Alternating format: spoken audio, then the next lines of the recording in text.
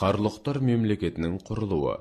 Балалар, біз бүгін Қарлұқ, Оғыз, Кимек мемлекеттері туралы мағлұматтар аламыз. Қарлұқтар Алтай тауларының батысын Зайсан, Алакөл, Ұрынғы көлдері аралығын, Қара ертіс бойы мен Тарбағатайды мекендеді. Бұл кезде олар үш қарлық.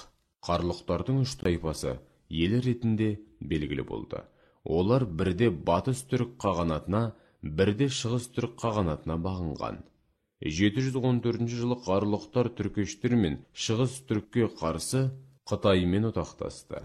Оған бір жағынан батыста күшейіп келе жатқан түркештерден гегемондықты тартып алу, екінші жағынан шығыс түрік қағанатының басқыншылық тонаушылық жорықтарынан қорғану себеп болды. Қарлұқ мемлекеті шығыста Жоңғар Алатауынан, батыста Сырдарияның төменгі ағысына дейін, солтүстікте Балқаш, оңтүстікте Ыстық көлге дейінгі жерлерді алып жатты. Қалыптасқан тарихи және географиялық жағдайларға байланысты Қарлұқтар Қазақстан мен Орта Азияда орналасқан түріктердің ішіндегі отырықшылдыққа ерте бой ұрған тайпалық бірлестік. Қарлұқтарда жартылай көшпелі шаруашылық үстемдік етті. Аң аулау кәсібімен де шұғылданды. Қағанаттағы ішкі талас тартыстар мен билік үшін күрес күшті болды. Бұл қағанатты әлсіретпей қоймады. Оғыз тайпасының бастапқы мекендеген аумағы Жетісудың батысы болды. Оғыз мемлекеті кең байтақ аумақты алып жатты. Батыста Ырғыз, Жайық, Жем, Ойыл, Арал маңын, шығыста Балқаш көлінің оңтүстігіне дейінгі жерлерді, Сырдария аңғарын, Қаратау баурайын, Шу өңірін мекендеді. Оңтүстікте Хорезм, Мәуереннахр, Хорасанмен шектесті. Оғыз мемлекетінің астанасы Янгикент қаласы болды. Оғыздардың Хорезммен, Хорасанмен экономикалық байланыстары интенсивті түрде жүріп, олардың малдары Хорасанда үлкен сұранысқа ие болды. Әрі сауда орталығы Сырдарияның орта ағысындағы Сабран қаласы. Хорасаннан Оғыздар еліне лазуритке ұқсас малахит пен лазурит әкелінген.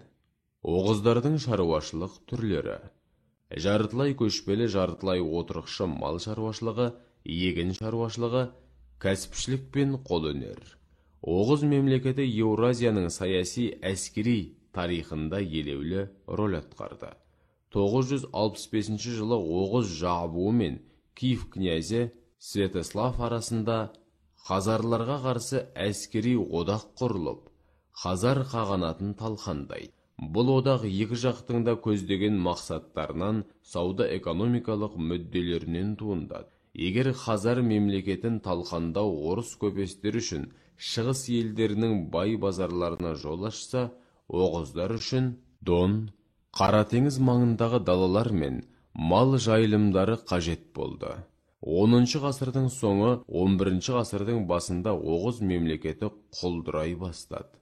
Әлейханның мұрагері Шахмәлік тұсында Оғыз мемлекеті қайта күшейді. Тіпті 1041 жылы Хорезмді басып алды. Ішкі талас тартыс селжұқтарға қарсы сыртқы шабуылдар Оғыз мемлекетін әлсіретті. Осы тұста солтүстік шығыста Қыпшақ тайпаларының шабуылдары күшейді. Бұл Оғыз мемлекетінің өмір сүруін тоқтатуына алып келді. Кимек мемлекеті 7 ғасырдың басында Монғолияның солтүстік батысын мекендеген кимектер 7 ғасырдың ортасына таман Алтайдың солтүстік аудандары мен Ертіс өңіріне көшеді.